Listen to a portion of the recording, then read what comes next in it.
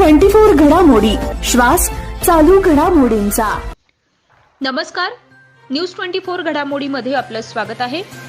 नगर शहरातील गांधी मैदान लक्ष्मीबाई कारंजा चौक येथे 86,360 रुपये किमतीची देशी विदेशी दारूची विक्री करताना एकाच कोतवाली पोलिसांनी शिताफीनं अटक केली आहे। सतीश मारुती नागरगोजे असं अटक केलेल्या आरोपीचं नाव असून त्याच्याकडून वेगवेगळ्या प्रकारच्या देशी दारूच्या सीलबंद बाटल्या ज्यांची एकूण किंमत 86,360 रुपये इतकी आहे, यात जप्त करण्यात आलंय।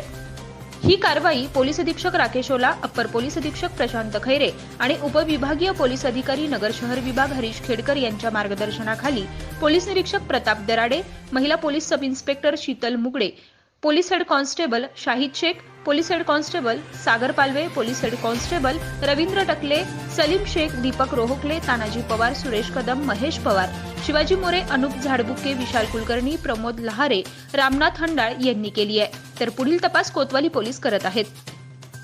प्रतिनिधी स्वामी गोसावी, न्यूज 24 घडामोडी, अहमदनगर।